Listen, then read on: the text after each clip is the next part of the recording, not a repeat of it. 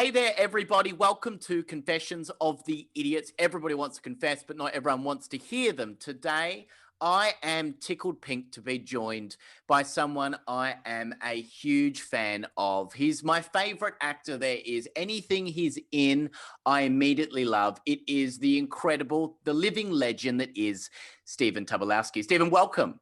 Thank you very much, Sammy. Good to be here across the ocean here. Across Wow. the ocean. How is Yeah. it in the United States of America at the moment? Have things slowed down for you over a long period of time? Yeah. The COVID thing has shut down all the studios. So Yeah. so there's really nothing going on.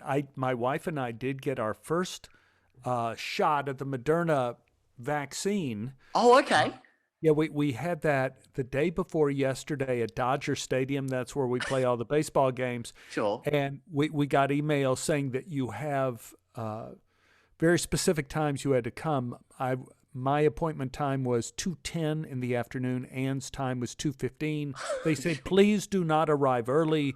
It's all being done very strictly. So I arrived at like 1:30 to be kind of very prudent. Sure.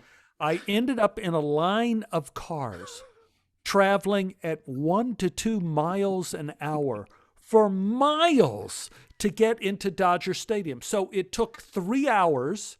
We arrived at 1:30. So it took like 2:30, 3:30, 4:30 before we got to Dodger Stadium. Oh Then we my got goodness. inside, and then we had to drive around all the cones to get up to where they give you the shots for another 2 hours. We were in there for 6 hours. So this has And been no potties. no potties, nothing. No, you're in a moving car. Did you You're in a take a bedpan, Stephen? I had no idea it was going to be this, but I got to tell you, I was praying for those adult diapers. I was praying for that, or even just a bottle of Mountain Dew that had been finished and left in the car. It was amazing. And when Annie and I got home, we both ran to respective bathrooms. It was crazy, I'm but we so got glad our you've got first two. shot. I can Yeah. imagine that would make the news over there if someone saw you going to the bathroom in your car.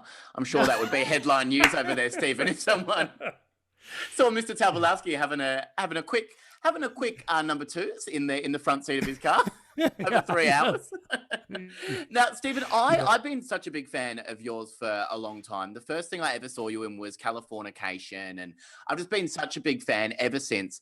I always see you in my eyes as a great actor, a character actor, and I see you in a sort of a comedy lens. But I know that's not everything that you do. You don't only do comedy. I heard this great story about you doing a performance, anything for a laugh, about you trying to do a show and your teacher would be ringing a bell every time there was meant to be a laugh. Was that your first Oh. introduction into the comedy world? No, not my first introduction, but that was my first introduction into the madness that is associated with comedy directors. Yeah, Sure. she rang a bell.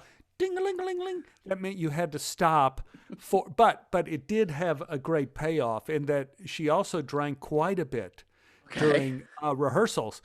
So she'd be ringing that bell, and the set crew was working on the set at the time, and they had opened up a part of the stage to put a trap door to have an elevator come up, Right. and she walked out on stage and went right down the trap door, and she went down several stories.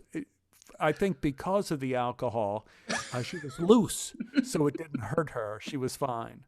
But yeah, that was tough. That was tough. Yeah, the bell. What is your favorite sort of role to play? Do you approach comedy differently than you approach drama?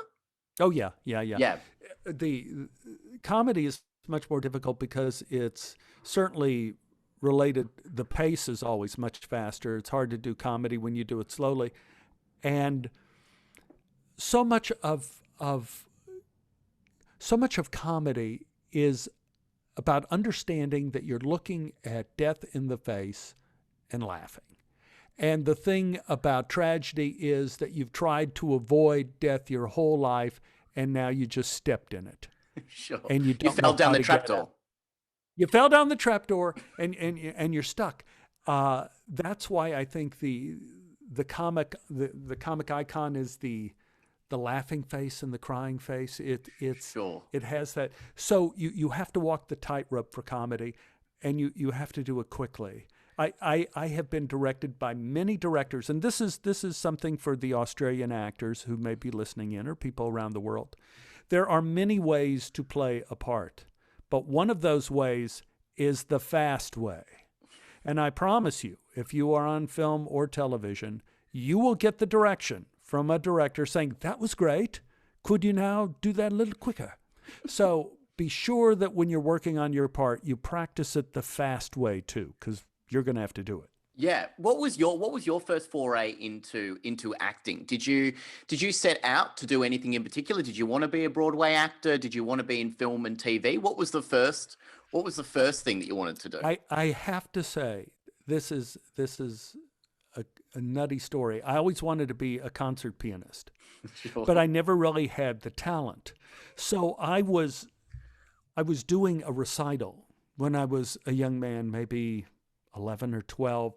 And there was this piece that began with these big chords that came down, boom, boom, boom, boom, and then an arpeggio running up, and then it went up a little bit higher, bum, bum, bum, bum. I hope you weren't actually playing the piano. I hope you were making those sounds. No, I was playing. Yeah, I was playing.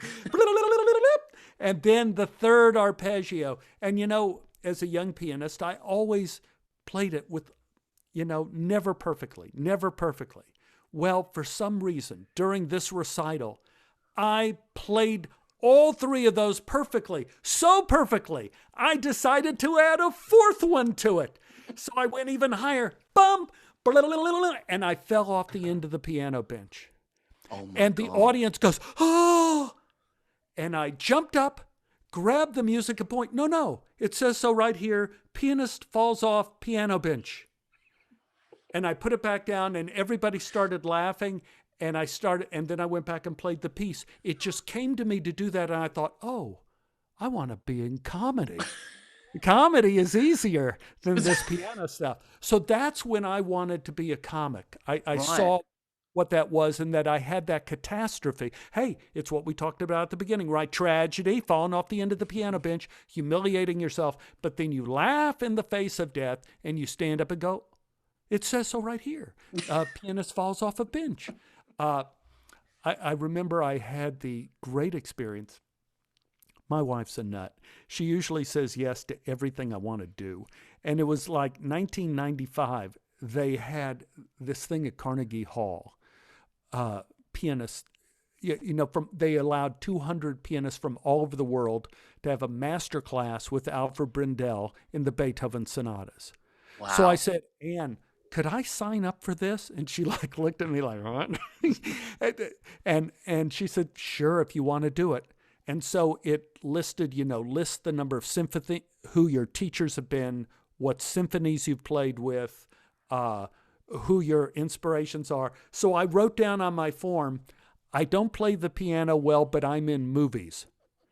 And then underneath that should be your bio for everything. That's it. And I love Alfred Brendel. And so they took me. Wow. They took me, and so I'm there with Midori, with Ivany Knissen, with all these great pianists, and I'm sitting there like this idiot, watching Alfred Brendel for a week at Carnegie Hall, writing notes, and I still have the notes right over here in the bookcase of the Beethoven sonatas and all the tips he's giving on how to play it. And then part of the thing was going to Carnegie Hall, seeing him playing the Tempest Sonata and that group of sonatas. And then one by one, we go down and meet the man backstage. Oh, after my the goodness. concert. The Carnegie Hall empties, and then us little students, we go one by one backstage, and Alfred Brendel is there standing with his hands crossed across his chest, like, you don't touch the hands. And so I walk in. Like he was kind of lying back in a coffin. Yeah, like he was lying in a coffin. It's like, and he looked at me, and then his eyes get big. He says, "Are you in movies?" and I go, "Yes, sir." He says, "You're in Groundhog Day." And I go, "Yes, sir." "Why are you here?" And I said, "Well, I always Good wanted question. Yeah. I said, To be I always fair, wanted to. No. I said, I always wanted to be a pianist, but I wasn't any good. And I never had the nerve to do it. And he looked at me, he says, I always wanted to be an actor, but I never had the nerve to do it. I could sit down and play the piano anywhere, but I get up and try to talk in front of people, I'd pee my pants. Ah, it's so good to meet you. And I said, and it's so good to meet you too. So, it's this conjunction of music and comedy has existed throughout my whole life. That's incredible. And your podcast, the Tobolowsky Files, is fascinating because every month you tell new stories about your life. Has that been something that you and David were talking about for a long time? Because you've just got an encyclopedia. You've got so many stories. We're talking about it before we started the podcast. You've got so many stories, Stephen. I don't need to tell you that. And I promise there is a question in here somewhere. Did you, when you started doing that, was that always something you wanted to do?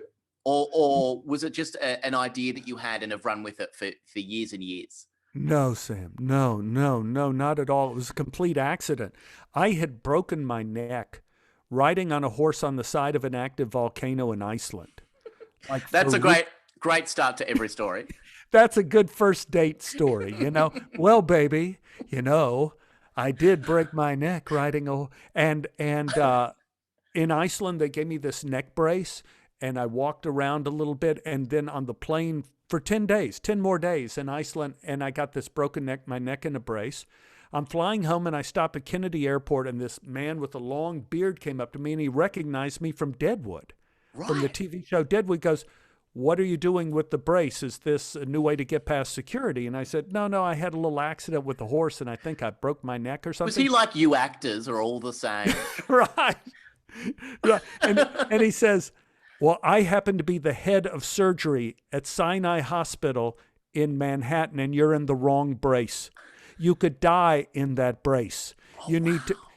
It doesn't have enough support for a jet plane takeoff landing. Turbulence could kill you. You have to hold your head like this." And now I'm doing a gesture of me strangling myself. "The whole rest of the way back to Los Angeles, and call your doctor in Los Angeles as soon as you get home." And I found out. What a terrifying thing to say. Terrifying, but at least I made it from Iceland to New York and I didn't die. I didn't know it. So I'm holding my head all the way from New York to LA. I called the doctor, and this will get to an answer to your question, I promise you. I get there and I called the doctor, and I found out that when you say broken neck, you do move to the front of the line. So they said, "Come right in, come in, pal." So they did a bunch of x-rays, and they said, "You were misdiagnosed in Iceland. You have a fatal injury." Which I knew I didn't have because I was still alive. And he explained that it was this fluke of my neck, which is why I was still alive. They gave me a new brace, and they said, stay vertical for 3 months. There wasn't, you can't sleep. You can't go to sleep. You have to sleep with yourself wedged up into a corner. You cannot move your head down at all. So your wife, she has to tie your shoes and help you out in so many different ways that could end many marriages. And she was like, "Sure, Stephen, a volcanic explosion. Sure, Stephen." She was with me. She was with me in the ambulance. She knew all about it. It wasn't a surprise. And so after the doctor told me that it was a fatal injury, there isn't a lot you could do with a broken neck. So I thought, what if what he said was true and I died on that mountain in Iceland? What would I have wanted to tell my two boys about their dad that I never told them? So I thought, okay, I'm going to start writing some stories about my life from when I was in any particular order, like first grade. And I have this trick memory that I remember a lot of stuff from my life. And my first library book, The Girl I Fell in Love With when I was 8 years old, Alice Nell Allen, who I proposed marriage to when I was 5. Oh, my goodness. I hope she said yes.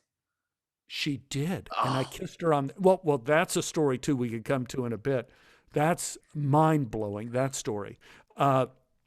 Especially the honeymoon. I'll tell you, this was like... That's a crazy story. Right. So anyway, I'm starting to write these little stories, and David Chen, who was a student at Harvard at the time, he called me up, and he had heard of my storytelling podcast, not podcast then, but movie, Stephen Tobolowsky's Birthday Party, directed by Robert Brinkman. And he said, could we do you doing storytelling in a podcast format? And then he explained to me what a podcast was. And I said, well, I happen to be writing stories now. And he said, well, Stephen, I'm involved with slashfilm.com. We're a big movie review website. We want you really to do stories about movies. You've been in so many movies, just write, funny anecdotes about movies. So the first 3 episodes of the podcast were basically movie stories. The 4th episode of the podcast, before I was writing it, my mother had a heart attack in Dallas. She had had a heart attack 6 weeks before and did very well. So I had no idea of what was coming. So I flew back to Dallas immediately. She never regained consciousness. But incredible, miraculous things happened in that 24 hours. And so I wrote the 4th podcast called The Alchemist about the last 24 hours of my mother's life. And I went back and told David, I said, I have a 4th podcast, but it has nothing to do with movies. And like the good producer he goes, let's hear it. David heard it, and he said, you write whatever you want to write from now on. This is perfect. This is beautiful. And that podcast, the one I shouldn't have written, the one about movies, went all over the world. I got letters from even Australia. I got letters from Australia, New Zealand, so many fans from all over the world. And then NPR radio stations here in America, they were saying, can we play your podcast? And so every week I'd be writing these stories in no particular order, sometimes about movies, sometimes just about good and bad things in life, sometimes about the bullies we face in our life, sometimes about unexpected joy and kids and all sorts of things. And now we have 99 episodes that David and we've done for free at Tobolowsky.com. They're all free. Microsoft wanted to pay us $1,000 an episode to put their commercials in. But I said, David, I'd rather do it without commercials. Yeah. And he said... And Bill Gates has got more than that. Bill Gates, he's got That's more. a low ball offer, I should have stuck him up for more. Yeah. I think the fascinating thing about that as well is because, so my favorite author is David Sedaris, and I've been reading a lot of David Sedaris recently. And what I noticed about, because you've been in so many films and TV shows and you've done Broadway and you've done so many amazing things. I love hearing you talk about your first job. And there was a great sentence in there where you said, I knew it was a grown-up job because I had 2 coffee breaks. And I just love a description like that of something where it tells a better story and a much more interesting story that people can relate to, rather than, I was in this film, I did this film. And that's fascinating as well. Like, that is fascinating. But for my first job, I was 13, 14, and 15. Now, this plays into something that happened last week. So 13, 14, 15, my Uncle Jaime ended up hiring me to work at his clothing store at EM Cans. And I was, if you listen to the stories, the worst employee ever. And my Uncle Jaime was a saint, or a Jewish saint, for hiring me anyway. There was one person worse than you, wasn't there, Stephen, who was the guy that didn't really do anything? Yeah. Well, yeah, but he was a veteran of World War One. Sure. World War One. And my Uncle Jaime kept him employed because the family didn't know what to do with him. But he was a little Meshuggah, as they say. He was a little, Sam Schaefer. He wasn't all there, but he walked around with an empty coffee cup all day. And, he was wearing other people's clothing. He put on clothes to act like a big shot, but the clothes never fit. My wife and I were victims of identity theft about 5 years ago. And someone stole my social security number, and we're printing up credit cards all over the world in my name. It took 10 months to stop it. And one of the things we had to do was go to Social Security here in America and say, you got to shut my card down. You got to close it down. And they said, well, if you need anything, that means you're going to have to come into the office. And I said, well, I'll do that. Little did I know COVID would happen. So I get a letter from Social Security 2 weeks ago saying, you're going to be 70 and you have to apply for Social Security now, use it or you lose it. Well, ordinarily I just would go to the office, but all the offices are closed, which means I had to apply over the phone, which meant after I got an appointment, the man had to see if I was me. And so he pulls up my social security number, where I was born, mother's maiden name. Yep. And he says, I need to ask you some questions about your job history. You say you're going to be 70 years old, but I have here that you worked in Dallas, Texas in 1964, 65, and 66. How old are you for real? And I said, I work for my Uncle Jaime. The 3 years at EM Cans were listed under Social Security, and that was how they knew I was me. That was the key, that I was able to say I worked 3 summers for my uncle at EM Cans in Dallas, and so they knew it was me, and I got my Social Security open. That's so lucky. Lucky. Because it's someone else on the phone going, I did Groundhog Day. I did, Right. Yeah. Like, and Stephen, let's just go back to when you were, was it 5 or 6 years old when you proposed and had a honeymoon? 5 years old. So what happened? What was her name? Alice Nell Allen lived down the street, and we had a mimosa tree in our front yard. And I loved Alice. She was so beautiful. And she was probably 5, going on 6 too. So I climbed up the mimosa tree and pulled down 2 of those beautiful blossoms. And I ran. I still remember. I ran so fast down the street to Alice's because I was a man in love. And I knocked on the door, and Alice came to the door. And I said, Alice, I love you. And I would like to marry you. Would you marry me? And she said, yes, Stephen, I would. And I gave her the 2 mimosa blossoms, and she leaned in and kissed my cheek, and I still remember her kissing my cheek. And I ran back home. And I told Mom, I said, Mom, I'm going to get married. And Mom goes, that's nice, sweetheart. I said, I just proposed to Alice Nell Allen, and so I'll probably be moving out soon and starting a family of my own. And she goes, that's so nice, sweetie. The chicken will be ready in about 30 minutes, right? So anyway. More pressing matters on your mum's mind. I write the story of Alice Nell Allen as one of my podcasts. And I talked to Paul about, my brother Paul in Dallas, about some of the stories. And he said, well, it's funny. I ran into an old friend of yours at a funeral, Stephen. Alice Nell Allen, do you remember her? And I go, God, yes. I proposed to her when I was 5. My first wife. And she said, yes. And he said, I know, she remembers, and she wants you to call. So Paul gave me her number. And then Alice told me the story of her childhood. Now, my childhood with my dear mother and my father worked so damn hard. My mother was amazing. Just a wonderful, wonderful woman.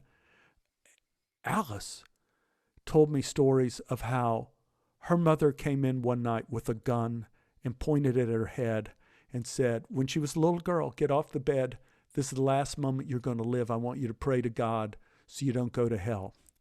And the parents drank. The parents beat Alice. She had to hide her bruises. They beat up her little brother too. We lived in what they call a white flight area of Dallas in Oak Cliff. There were no black people who lived there at all at the time. Right. It wasn't like a law, but they couldn't get any property there or whatever. Sure. So the only black people we ever knew in my life was my maid Lenora, Alice's maid Claudie, and my father's custodian Thomas. And these 3 people, these 3 black individuals, the only ones I knew in my life growing up, were 3 of the greatest people I ever knew in my life. So Alice's maid Claudie saw the bruises on Alice, and so she refused to go home. She said, I'm sleeping here with her. And when the mother would come in the middle of the night, Claudie stood up in between Alice and the mother and said, you get out of here. You touch a hair on this child's head, and you're going to have to deal with me. And Claudie stayed there and protected Alice for the rest of the time. When Alice turned 18, that's what she told me. When she turned 18, she left home that day and never saw her parents again. However, the rest of her life, she supported Claudie. The rest of her life, when she worked, she sent money to Claudie. She went to Claudie's funeral. She still puts flowers on Claudie's grave as the bravest person she ever knew. Uh, I had no idea this was going on 5 houses down from where I lived. That's Uh, incredible. Incredible. And Stephen, you do tell amazing stories on the podcast that you find all the time. And I didn't want to ask you the regular fact questions that people ask, or you call it fuck, the regular fact questions. I want to ask you a few questions about when you are at your happiest. When do you think you're at your happiest? Wow. That is an amazing, great question. Uh, it is, and COVID has really highlighted this. And I was complaining about this the other day to my wife, is that I've been forced to do all these things I don't do well because of COVID. Uh, I can't act. I can't. Uh, when I have a moment at the piano, when I'm at one with the piece and the music, I am so happy. When I'm on stage and we have that moment where the audience is there and I'm there and the scene is so perfect that you don't even have to speak and the audience is there with you. You feel them their heart beating with you. When you're doing an ordinary television comedy, like One Day at a Time, and you have a moment where the audience laughs and they keep laughing and they keep laughing. And then you hear that what happened was the editor had to cut the laughs down on the show because we were going too long. The time was wrong. Those things filled me with so much joy. When I have an idea that is new to me, that excites me, I'm happy. And the rest of the time, I'm pretty miserable. Has it been hard during COVID to do less in terms of acting? But have you been writing a lot? Have you been busying yourself in other ways?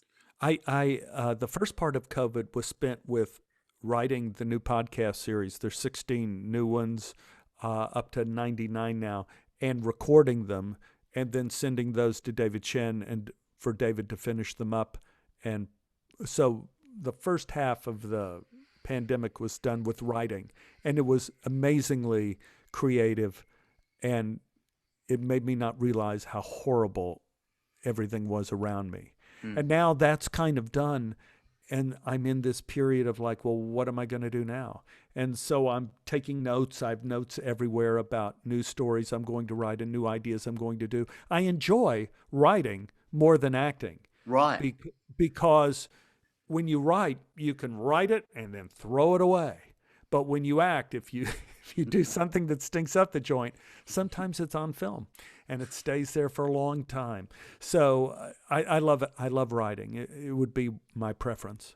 Is there something that you want to do yet? Is there a dream that you've got that you still want to do, whether it's writing or acting in something? Is there anything that you've got tucked away that you've always wanted to do that you haven't been able to do so far?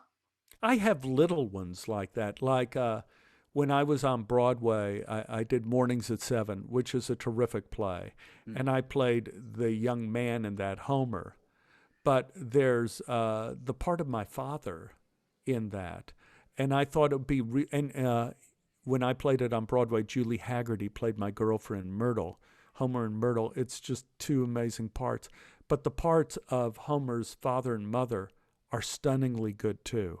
And I just thought it would be great for me and Julie to go back on Broadway and do Mornings at 7 and play Homer's mother and father, which are stunning, stunning roles too. Just stunning play.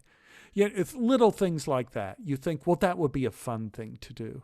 Yeah. But, I never dreamed something like the podcast would happen, that I would do these movie stories that became life stories, that became like a kind of checkerboard of my life, like this long, extended autobiography that the listener kind of puts together because it's not in any chronological order. And that led to the 2 books with Simon and Schuster. It led to a trip to New Zealand and to, not to Australia yet, but to England a couple times, to Scotland a couple times, to Ireland. And I had fans come from Germany, from France, from China, and it's amazing. I never expected that to happen from the little podcast. So life's filled with surprises. Did you feel like in the film, you know, that we mentioned before, where you're actually going up to people at the start and saying, you know, do you know who Stephen Tobolowsky is? Like you're interviewing people, saying, do you know who because you've got such a recognizable face, but do you think maybe people don't know the name all the time, or don't know, they can't really put it in a, you know, they can't put a face to the name, or? That was hilarious. That was Stephen Tobolowsky's birthday party. That was the movie that David Shin saw that made him want to do the podcast that Robert did. And they had my wife or me or someone at a time going up to people in Aspen, Colorado. Do you know Stephen Tobolowsky? And I think one guy said, "Oh, serial killer." Yeah, you know. Oh, yeah. No, so I it's read like a finance manager. I think finance manager. Finance manager. Yeah. All the something in finance, right? I think now, because you know that was kind of before. I think it was kind of before Glee. Yep. And I think it was before Silicon Valley and before the Goldbergs. I think now, you know, a couple years ago, maybe 3 years, it's hard for me to know time with COVID, but I think maybe 3 years ago, Jimmy Kimmel gave me the award on his show for the actor who's been in everything and nobody knows his name. And so they gave me an award, and I'm never allowed to say my name, and they pulled me off stage. That was the joke, but I still have the award that they gave me. So I think it's still a gag that, yeah, because my name is so long and awkward and difficult. But I think some people know it now. Just one film and TV question, then, before we get on to these confessions. Do you have a favorite role that you've ever played? I think I really loved Stu Beggs on Californication. I loved that so much. I loved working with those people. It was magnificent. Tom is such a great writer. And I remember I did the first year of Stu, and I think I was only supposed to do 2 or 3 shows, and then Tom just kept writing it and made the whole through line with me and Pam and all that stuff happening. After that first or second year, I ended up it was after the first year, I ended up doing 4 years on that show. I had open heart surgery.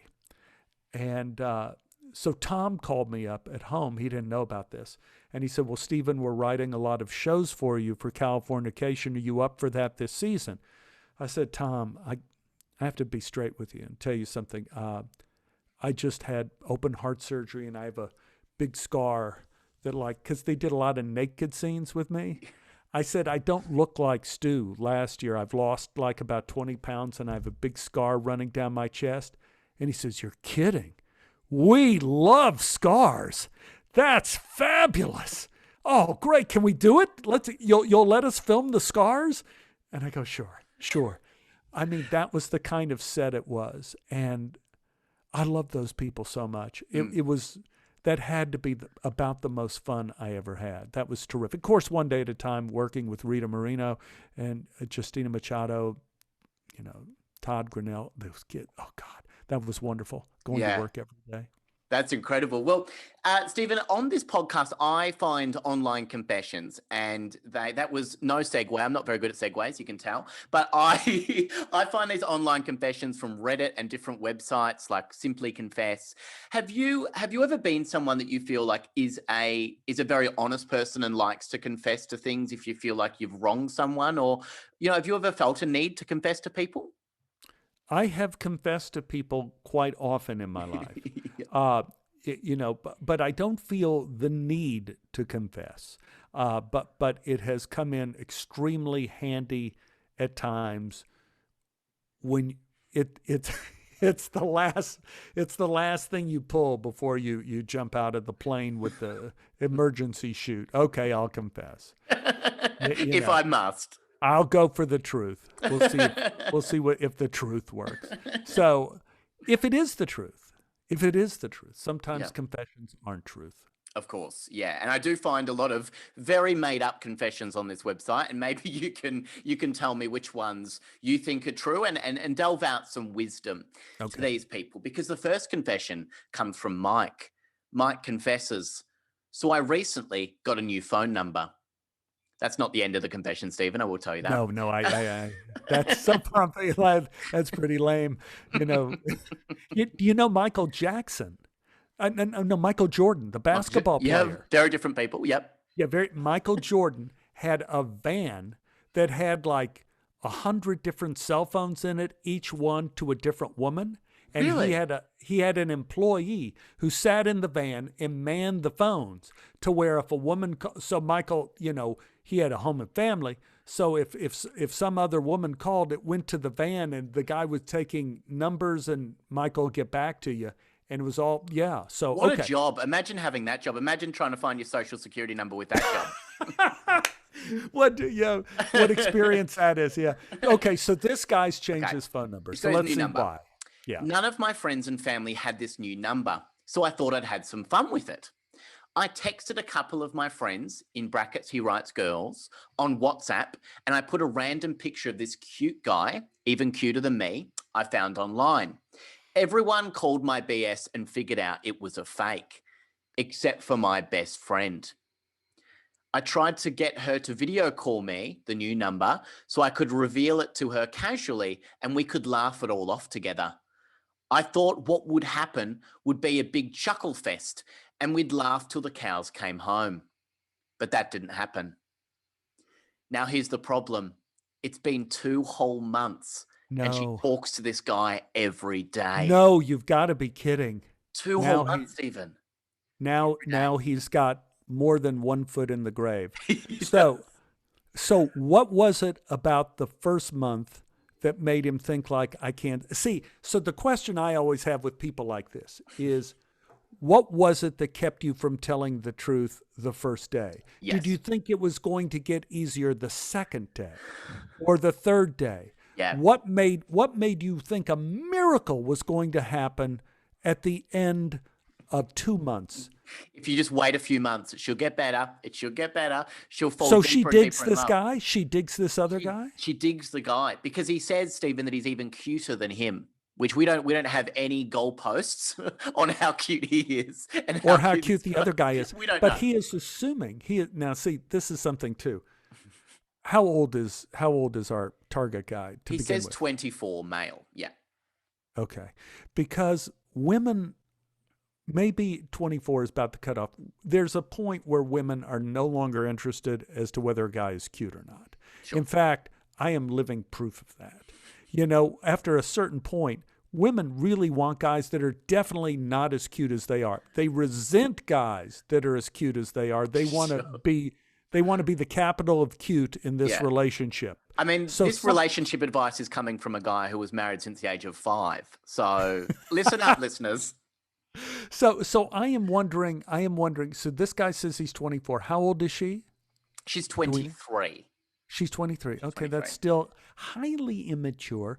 So what is it about? So he's writing her phony letters and she's responding to the phony letters? Yeah, on WhatsApp it says. So this is what he writes. So he says, here's the problem. It's been 2 whole months and she talks to this guy every single day. I'm talking 30 or 40 messages back and forth every day. And now I'm afraid she is catching feelings. She even rants to me about him and how she's falling for this new guy that found her on WhatsApp. I feel like every lie I tell, the harder it will be to tell her, and it's killing me.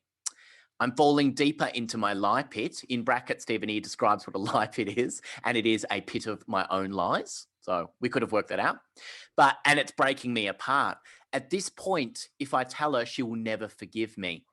She's even rejecting other guys in real life for him because they made plans to meet when it's safe to do so.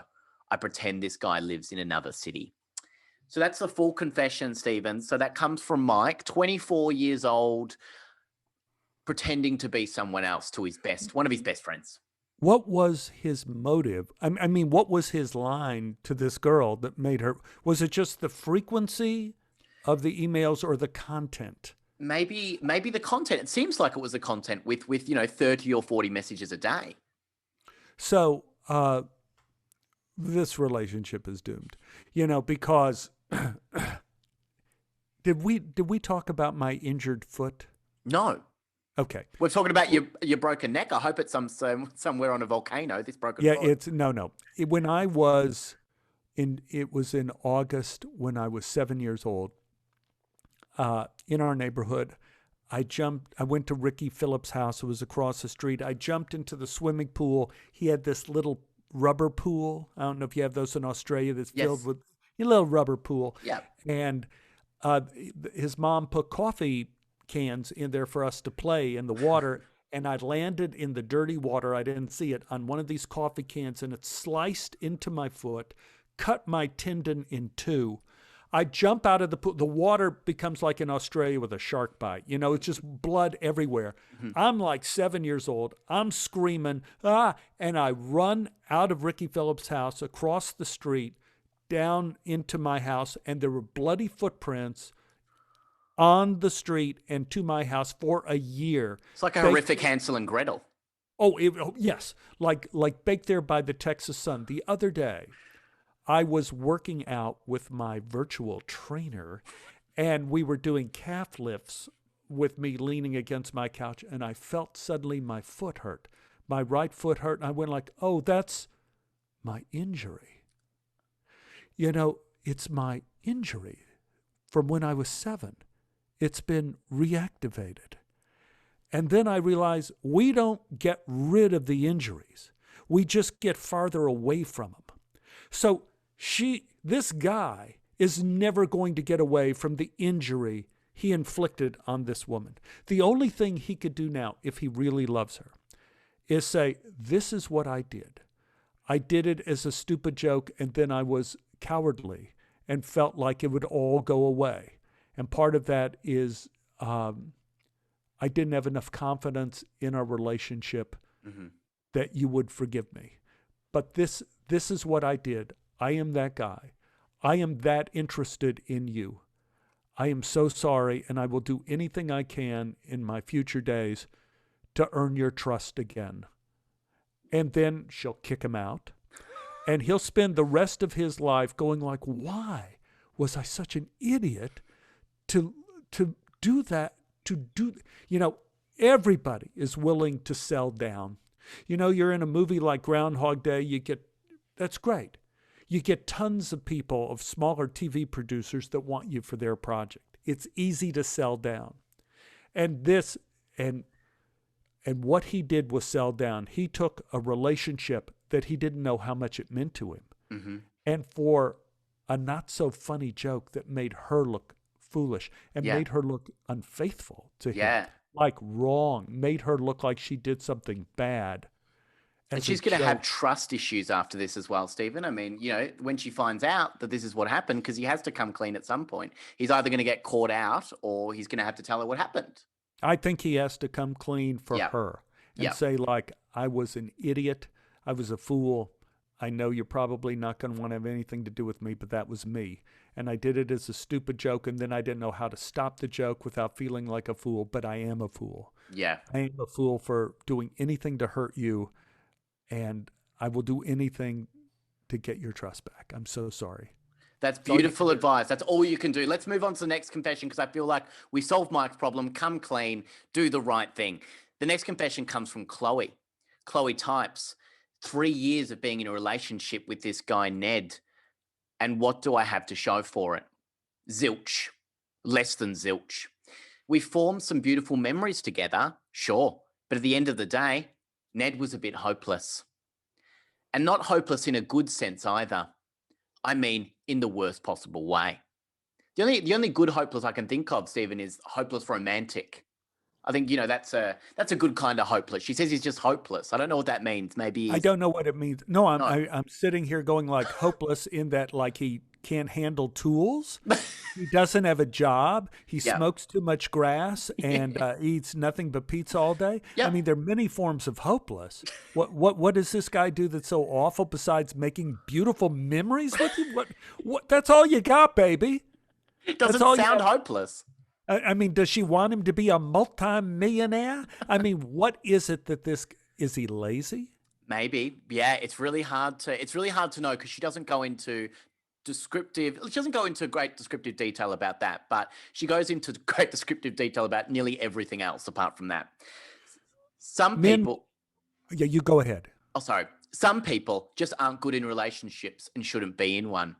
At the end of the day, that's my belief, and I have every right to it. 3 years, though, can be a long time. And in that time, I grew to think of his family in a fond way. I liked his family more than him in a lot of ways. And then when we ended things, I started to think about how much I missed his mum, Susan. Susan became like a mother to me when I didn't really have my own. And we would go shopping almost every week together. And we go for drinks all the time. My friends love Susan too. Susan became much more like a mum to me every day. She would come and hang out with us all the time, and Ned even joked that I loved Susan more than him. But I'll tell you what, he wasn't wrong. So when we finally broke up, Ned, being controlling and jealous, told his family that it had ended and that was it. A week went by and I was having a drink with the girls when they encouraged me to text Susan. I did, and she told me how relieved she was that I had reached out. Ned had apparently told her not to have anything to do with me. He had cut all ties, Instagram, Facebook, everything. But now Susan and I hang out in secret. We go shopping together, eat out together, even though Ned would never want this. We've been doing this for over a year now, and it feels like we're sneaking around behind Ned's back. Because they are, I guess. She wants to fess up, but I'm not so sure. I feel like it should be our little secret. The family is so much better than Ned, and I want to keep seeing them. Ned would hate me if he found out. All right, so that comes from Chloe. Stephen, I don't know if you've ever found a confession like that before. No, it's a bizarre confession, but she's done nothing wrong, right? She and Ned have broken it off. Yeah. She likes the mum better. Yeah. And so she's continued to be friends with the mum. Now, I've heard this many times. Okay. To where in a relationship, one of the people ends up really loving the family more than they do the person that brought them to the family. You go like, oh, what a great family. I don't want to miss that family. So I don't think she's done anything wrong. And I don't think she has to say anything to Ned.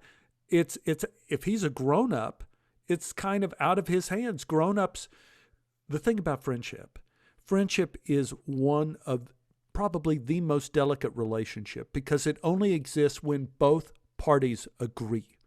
When one party doesn't agree, it's gone. Friendship is done. Nobody communicates. So if these two women are communicating, that's a friendship, and Ned has nothing to do with it. She doesn't have to confess to him at all. So just leave it, Stephen, you think? There's just no reason. Do you think they have to do it in secret, though? I mean, if Ned walks down the street and he sees them with shopping bags laughing and having a great time, do you think maybe they need to say something then? I think you don't have to keep it a secret. After a certain time, you don't have to keep it a secret because secrets gain a lot of gravity.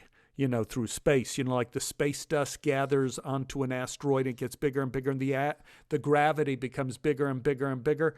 That's what a secret does. And the bigger the secret, the more gravity, the more important it becomes.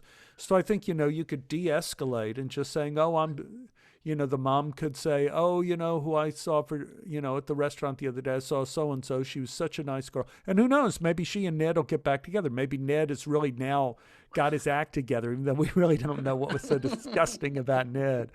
I hope that's a different name. Me too. The next confession, Stephen, I've got two more wonderful confessions. The next confession is from Paul. Paul writes, my name is Paul. So it's a good start to a confession. I think you'll agree there, Stephen. Yep. I'm a rather tall man with a lot of good things going for me. I have a beautiful wife, 2 glorious children, and my life is pretty fucking good. Wow.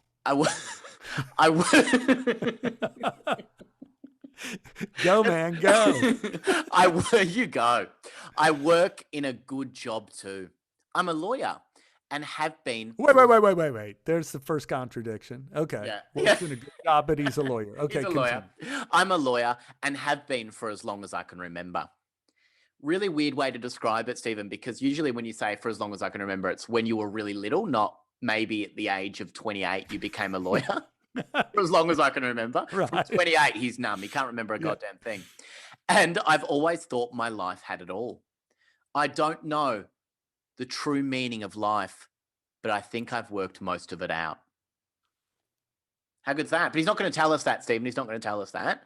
He's not going to tell us how he's worked it all out, but he's worked it all out, the meaning of life. It's huge. Well, he has so few deficits, he really doesn't have that many problems. Handsome, tall man, he could Yep. reach the top shelf without any problem. He's really got it all figured out. Every few nights, I bring home a bottle of red wine and my wife and I indulge. Sitting back, taking it all in, and relaxing is one of the greatest joys you can have. Now, Stephen, I'll agree with that. I love a red wine. I love sitting back. I love relaxing. There's nothing wrong with that. It's perfect. It's perfect. Where do you think a confession like this could be going at this point? Because, there's so much information up top, Stephen. Where do you think it could go? I'm so scared at this point. I don't know if the guy has like a dungeon underneath that. I mean, he's got so much pent up. I don't know what. Is he going to have an affair? I mean, probably have an affair or something. There's no affair, Stephen, which I love, because usually in this podcast there is one person that cheats on someone. There is none of that, and I want to see what you think of this, because this is an odder confession, not because of what he does. Really, he's allowed to do whatever he wants, but just the way he does it is very secretive. There is one problem with me though, and it's a top secret. I haven't told anybody and worry that I never will. My confession is that I love to dance with a wig on.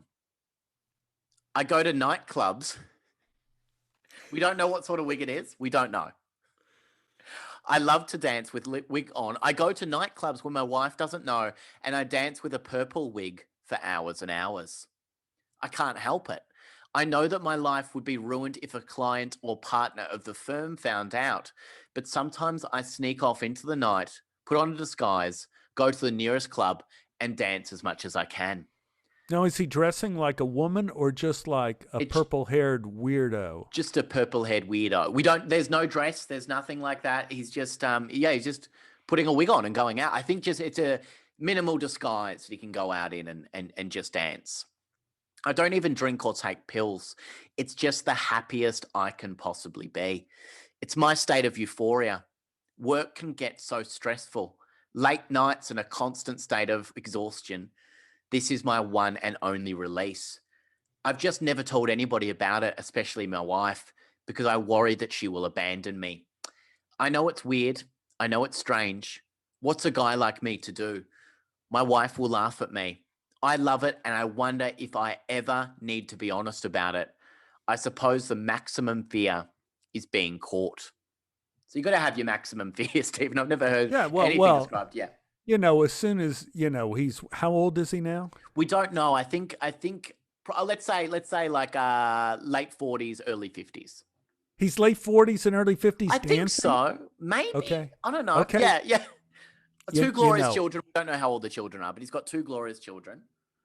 Not sure. Stress can really affect everything in the brain. Like when we were saying lawyer, and I have the perfect job, I have the perfect this, I have the perfect that. When people use the word perfect in sentences too much, I know they're lunatics. Sure. Because if you have any experience in life, you know that perfect doesn't exist, nor can you sustain perfect. It's way too difficult. You have to learn to go with not so perfect. Yeah. And I think if he really loves his wife, he should tell her that this makes me really happy, and would you come dancing with me?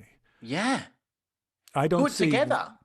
Yeah, unless he's dressed up like a woman, and this is instead a kind of a transsexual sort of thing that he doesn't want to admit, that he feels like he is not a man or something like that. But if he's just like a hipster dancing with a purple wig, just power to you.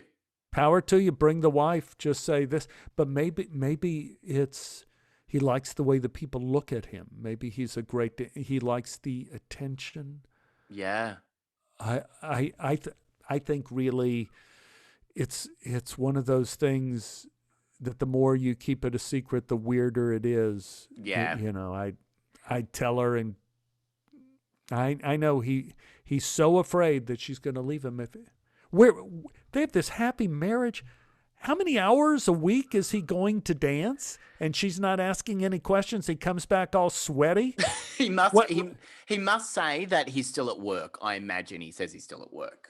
or working out. I've gone to Working out. the gym. Yeah. So he comes back all sweaty and everything, and he keeps the wig at work. That would make sense. But then someday someone's going to catch that wig. Someone's going to find that wig. Someone will find the wig, and I see a lot of his fears I see are being judged. You know, he's a lawyer, and his fears are that clients will judge him, that his people that he works with will judge him, and his wife will judge him.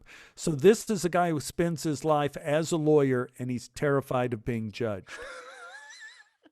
Makes sense. It makes total sense. Well, I think that's wonderful advice, Stephen, because we have the final confession Yep.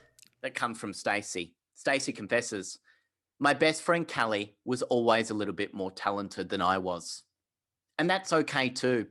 I guess you can't really be the best at everything. We'd been friends forever. I agree with that. We even bought each other friendship necklaces at a market once. Oh, to be young again. We went. Do you have a friendship bracelet or necklace with anyone, Stephen? No. No? I was beyond that point. We carved stuff into our skin, like initials into our skin, and we still have them. Yeah. We knew there would be friends forever. I guess after a while, you can just tell that. Friends sometimes have a look on their face that you can tell you'll just be friends for life. There is nothing I love more than having Callie in my life, and I know that I will stop at nothing to make sure she is. But I have wronged her and want to come clean, even though I know it might ruin everything completely. What happened is this. We were both making projects for a science fair we had at school. I was making mine at home, but nothing was really coming together. When I went around to Callie's place, I could see that hers was nothing short of brilliant. She had made a working train out of nothing more than bits of wood and pipe cleaners by the looks of things. Now, a working train, Stephen, I think that would take more than wood and pipe cleaners. I think so. I mean, I'm no engineer, but I'm no, pretty but sure. I think you need either some electricity or gas or atomic power here. But we don't know how good this girl is. This is science fair, man. It was an entire train station that worked, and the train actually zoomed around the track, up and down, side to side. Now, Stephen, I don't want to call her out on this, but up and down, side to side is pretty much the only way trains don't go. That's like a roller coaster, right? It's like a roller coaster. Yeah. Trains do not move like a crab side to side. They usually go forward and back. I don't know if trains can even reverse. I don't know that. But again, this is the science fair. You don't know what those toothpicks that she made the train out of were doing. That's true. I couldn't believe what I was seeing. A rush of anger and jealousy came over me that I've not experienced before or since. I knew that I had to sabotage her project. The day of the event, we brought our project to be judged by the selected panel. I saw hers being set up, and she had to go to the bathroom. As soon as she left, I damaged the motor so that it wouldn't run. Okay, there's a motor involved. Now we're on track. So it's not just pipe cleaners and wood. When she came back, she suspected nothing, and when presenting, nothing worked. I destroyed it once and for all. She cried that day and was so upset. She told me that she would never try with a project of such scale like that ever again. She called herself an idiot and a failure, and she said she was so stupid that she couldn't even get a train to work. Now, Stephen, I don't call myself an idiot, and I couldn't get a train to work. I call her. Who is this girl that we're talking about? What's her name? Stacey. Stacey. Yep. I think Stacey's plan worked perfectly. Yeah. You know, this whole friends for life thing was nothing real. What she wanted was to destroy the person that she felt was blocking her from the sun. Yeah. And she wanted to bring the other girl to her knees by destroying all of her hard work. She should come to work in Hollywood. She'd be perfect. She's perfect. Perfect. Fit right in. She cried that day and was so upset. She told me she would never try with a project of that scale ever again. I said nothing. I just let her believe that she had failed on this project when she had not. I I wonder now what I should do. But that was that. It's now been years and years, 8 years to be exact. We're both in our 20s now. And Callie never continued with making beautiful crafts like this ever again. I wonder if it's now something I can come clean about. Every time I see a train, I think of her. I just want to get it out in the open. So, Stephen, You 8 years. dog, you dog, you dirty dog. Are you talking to me, Stephen, or are you talking to Stacey? I'm talking to Stacy. So anyway, you've ruined this girl's dreams. You've ruined her hope. And all you want to do with your confession is be proud of your activity. Yeah. You're trying to rub it in her face that I was the one. You're not trying to do it to do something good. You're not trying to do it to get forgiveness or get a clean slate. You don't care. You're doing this to rub her face in it to make sure, again, come to Hollywood. We're waiting for you. We need producers like you out here. This is what this city's built on. Just remember, when you confessing something isn't something that's good in and of itself. Sometimes we confess to rub our injury into the other person's eyes so they can't see straight again. Mm-hmm. You're just trying to get it off your chest that you feel badly about behavior that you should feel badly about. The badness you feel is your system working correctly. So listen to that system. You did something bad. You're going to feel badly about that for the rest of your life, and leave this other girl alone. Let her be. Don't be friends with her. Go torture someone else. Leave Callie alone. Leave her alone. Leave Callie alone. You have some real problems with your own security. Don't take it out on other people. Yeah. Stephen, at the end of that, that's wonderful, wonderful advice for these people. I've had 4 confessions. If you had the choice of making one of these into a major motion picture, which one would you, are there any that stick out to you? You had Mike, who got a new phone number and tricked a girl that he liked into being someone else. You've got Chloe, who'd been in a relationship with apparently a hopeless guy and became best friends with Susan. You've got Paul, who, of course, really tall man, very attractive, and danced in a purple wig. And you've got Stacey, who, of course, was our last friend who sabotaged her friend's project. No question about it. I would do the last, Stacey and the train. Yep. I would do it as a Disney animated feature with music, with songs, and with everything else. And I would end up with Stacey having a dream at the end in which everything, her nightmare comes back on her and she wakes up, and it's before the science fair. Amazing. It's before the science fair, and she has the choice not to do it. And she stands back and watches her friend win first place, and Wow. she's a changed person. Who would you be casting in the roles of Stacey and Callie if you had to cast it with the voices, I imagine, because it's an animated feature? Oh, Pam Adlon, for sure. Great. Pam- As both roles? Oh, well, there's so many great, of course, we're doing young kids too. There's some great young kids to get their voices in there for sure. God, there are some brilliant people in voiceover out here. I don't know. We'll get some very talented people, and I wouldn't mind seeing you play Paul, the man who danced with the purple wig on as well, Stephen. I think you'd be brilliant in that role. I think I'm geared to be the guy who's judging the science fair. That would be fantastic. Yeah. That's the role I'm looking for. Got the role. Yeah. Stephen, at the end of that, how do people find you and your podcast? If they want to look up the podcast, the Tobolowsky Files? Yeah, you go to Tobolowskyfiles.com. All the podcasts are there for free. As I said, just click on it. You can listen. And if you want to go to StephenTobolowsky.com, that's my website, and you could leave comments there, and I will answer them. Yeah. And you're on Twitter as well? Oh, I'm on Twitter at Tobolowsky. At Tobolowsky. I'm on Twitter, and I'm on Facebook. It's Stephen Tobolowsky. Stephen, this has been an absolute honor. Thank you so much for joining me on the podcast. I really appreciate your time. It's been such a pleasure. I love those confessions. Just killed me, man. Thank you, Stephen.